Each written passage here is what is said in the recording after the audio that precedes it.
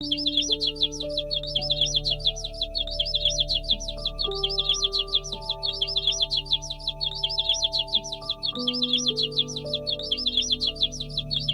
सुबह सूरज निकलने से पहले हरिदास उठ जाता। वो सुरभि के पास जाकर प्यार से उसका माथा सहलाता और कहता, उठ जा मेरी बेटी, आज भी तुझे मेरे साथ मेहनत करनी है। सुरभि हल्की सी रंभाकर जवाब देती, मानो कह रही हो, मैं हमेशा तुम्हारे साथ हूँ। सुरभि का दूध गांव में सबसे शुद्ध माना जाता था। जितना दूध वो देती, उससे हरिदास का घर जैसे तैसे चल जाता। कई बार तो वो अपना दूध भी नहीं बेचता, बल्कि गांव के बीमार बच्चों और बुजुर्गों को मुफ्त में दे देता। इसी कारण हरिदास को सब पसंद करते थे। पर जहां अच्छाई होती है, वहां ईर्ष्या भी जन्म लेती है। गांव का सबसे अमीर आदमी था लालचंद साहूकार। उसके पास बहुत धन था, पर दिल बिल्कुल खाली। उसे जब पता चला कि सुरभि का दूध इतना प्रसिद्ध है, तो उसकी नजर गाय पर टिक गई। एक दिन वो हरिदास के घर आया और बोला, हरिदास, अपनी गाय मुझे बेच दे, मैं तुझे अच्छी कीमत दूंगा। हरिदास ने विनम्रता से सिर झुका लिया।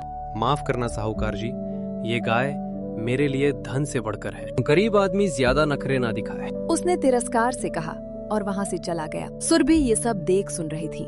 उसकी आंखों में चिंता झलकने लगी। कुछ दिन बाद गांव में भयंकर सूखा पड़ा। खेत सूख गए, कुएं खाली होने लगे।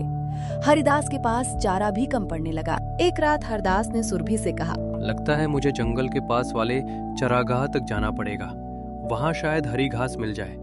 गुज़ी सुबह वो सुरभि को लेकर जंगल की ओर निकल पड़ा। जंगल घना था पर शांत।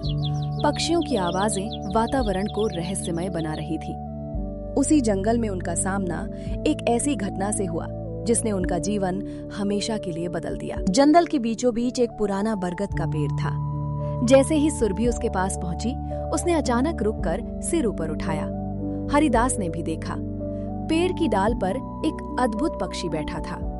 उसके पंख सुनहरे थे, आंखें चमकती हुई, और उसकी आवाज में अजीब सी मिठास थी। पक्षी बोला, डरो मत हरिदास, मैं तुम्हें हानि नहीं पहुंचाऊंगा। हरिदास हैरान रह गया। तुम बोलते हो?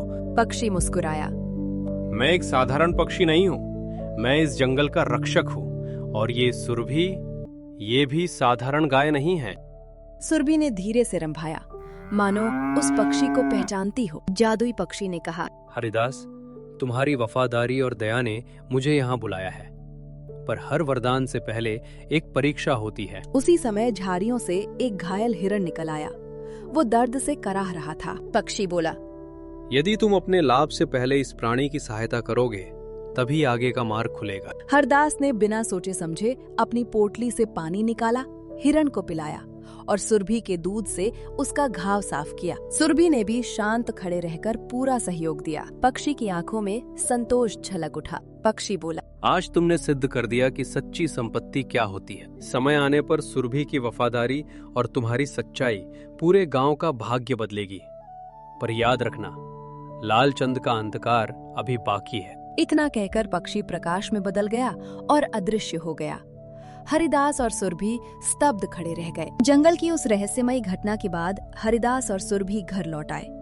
बाहर से जीवन वैसा ही था, पर भीतर कुछ बदल चुका था।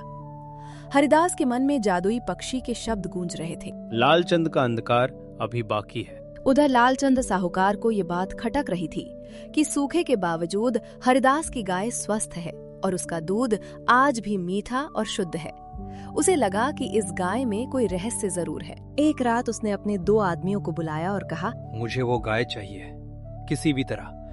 अगर हरिदास नहीं माने तो रास्ते कई होते हैं। उन दोनों के चेहरे पर कुटिल मुस्कान फैल गई।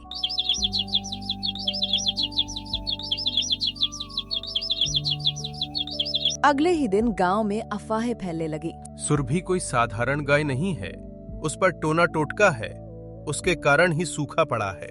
भोले भाले गांव वाले डरने लगे। कुछ लोग हरिदास से दूरी बनाने लगे। हरिदास दुखी था, पर सुरभि शांत थी, मानो सब समझ रही हो। एक बुजुर्ग ने हरिदास से कहा, बेटा, भीड़ जब डर जाती है तो सच नहीं देखती, सावधान रहना। अमावस्या की काली रात थी। चारों ओर सन्नाटा पसरा था। तभी 2 परछाइयां हरिदास की झोपड़ी के पास आकर रुकी। सुरभि ने आहट सुन ली। उसने हल्की सी आवाज की, पर हरिदास गहरी नींद में था। अचानक रस्सी खुली और सुरभि को जबरदस्ती बाहर खींच लिया गया। जाते जाते उसने झोपड़ी की ओर देखा। उसकी आंखों में डर नहीं बल्कि भरोसा था। सुरभि को जंगल की ओर ले जाया गया। वहां लालचंद खुद मौजूद था। उसने हंसते हुए कहा, अब देखता हूँ इस गाय में क्या खास है। उसी क्षण हवा तेज चलने लगी, पेड़ों की डालियां हिलने लगीं। तभी सुनहरी रोशनी फैली और जादुई पक्षी प्रकट हुआ। पक्षी की आवाज गूंज उठी, लालचंद, लालच ने तुम्हें अंधा कर दिया। लालचंद डर गया, पर अहंकार अभी भी बाकी था। पक्षी बोला, सुरभि की वफादारी की अंतिम परीक्षा है।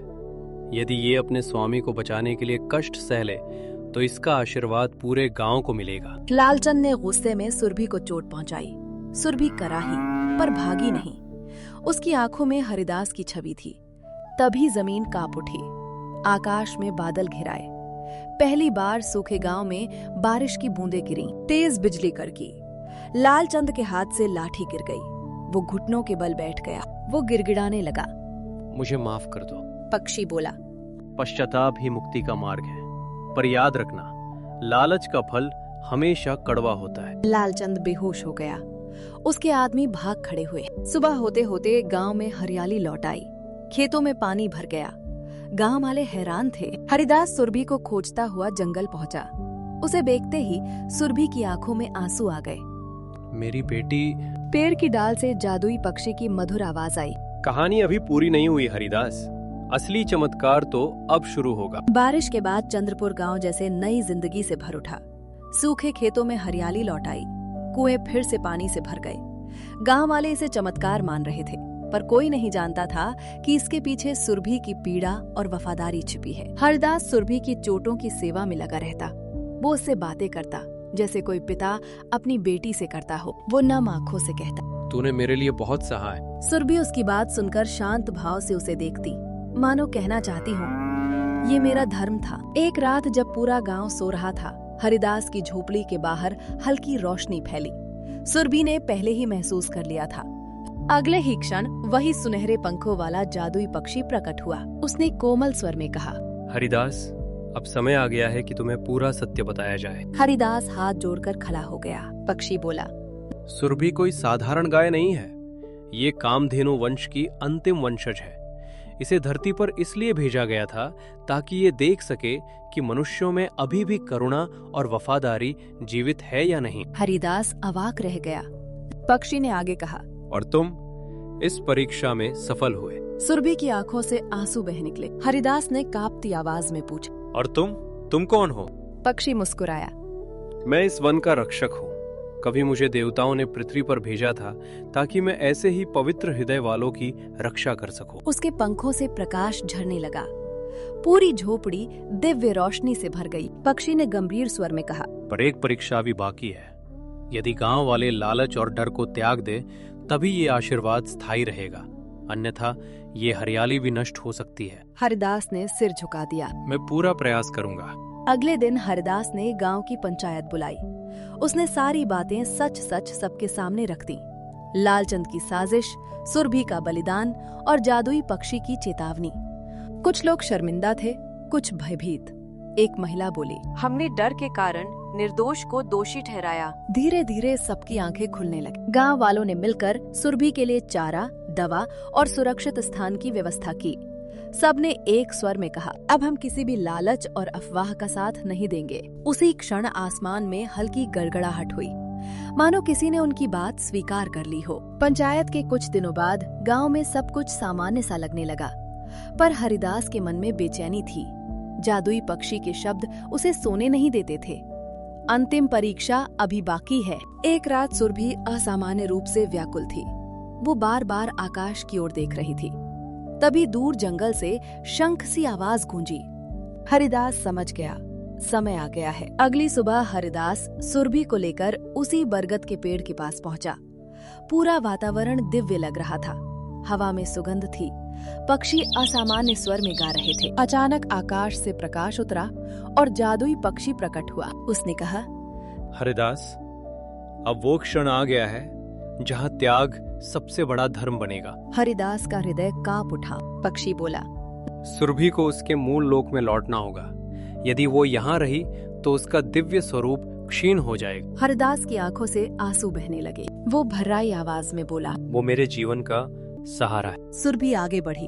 उसने धीरे से हरिदास के हाथ को छुआ, मानो कह रही हो, अब मेरा कर्तव्य पूरा हो गया। हरिदास ने कांपते हाथों से सुरभि के गले की रस्सी खोली। उसने कहा, यदि तेरा जाना सबके कल्याण के लिए है तो मैं तुझे रोकूंगा नहीं। उसी क्षण सुरभि का शरीर प्रकाश में बदलने लगा। उसकी आंखों में पीड़ा नहीं, शांति थी। पूरा वन नतमस्तक सा हो